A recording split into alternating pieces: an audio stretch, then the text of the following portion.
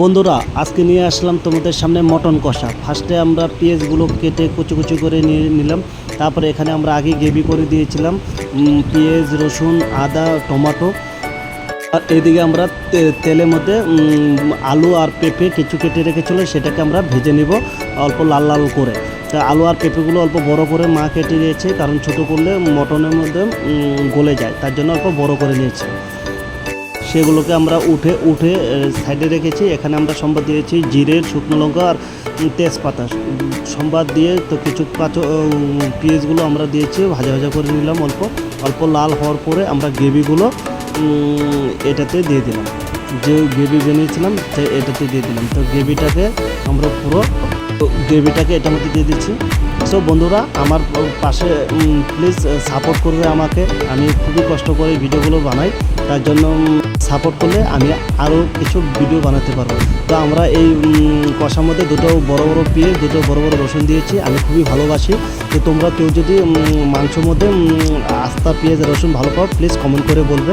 তো আমরা তার মধ্যে এখানে দিয়ে দিলাম হলুদ গুঁড়ো, মরিচের গুঁড়ো, লবণ দিয়ে আমরা কিছু মশলাটাকে ভাজা ভাজা করে নিয়েছি। নিয়ে পরে মটনগুলো আমরা সাইডে রেখেছিলাম। মটনগুলো খুবই সুন্দর, দেখতে খুবই ভালো মটন। সেই মটনগুলো আমরা মশলাটার মধ্যে দিয়ে নিচ্ছি। এখন এই মটনগুলো দিয়ে এটাকে নাড়াচাড়া করে মাংসটা গ্রেভিটাকে পুরো মিক্স করব। তো মিক্স করে পাশে আমরা আলু পেঁপে ভেজে রেখেছিলাম, সেটা দিয়ে দেব। সেটা দিয়ে অনেকক্ষণ ভাজাভাজি করব। সেটা মাংস থেকে কিছু জল বেরোয়, সেটা কষানো আগ পর্যন্ত আমরা এটাকে পুরো কষাবো। সেটা কষানো হয়ে যাওয়ার পর আমরা এটাকে সাইডে গরম জল হচ্ছে। যে গরম জলটা এই কষানোটা দেখতে পাচ্ছ, এই কষানোটা প্রায় হয়ে গেছে। তো এখানে আমরা গরম জলটা দিয়ে দিলাম। গরম জল দিয়ে সেটাকে মিডিল স্টিমে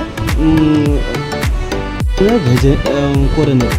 আমাদের মাংসটা প্রায় কষানি হবে, কষা রাখবো। তার জন্য পুরো জলটা শুকানো পর্যন্ত লাস্টে আমরা গরম মশলা দিয়ে এটাকে নামিয়ে রাখলাম। তো প্লিজ বন্ধুরা আমার ভিডিওটা ভালো লাগলে লাইক, কমেন্ট, শেয়ার করবে। তোমরা পাশে থাকলে আমি আরও ভিডিও কিছু তোমাদের সামনে পেশ করতে পারবো। তো এই বন্ধুরা আমার ফাইনাল লুক দেখতে পারো, খুবই টেস্ট হয়েছে।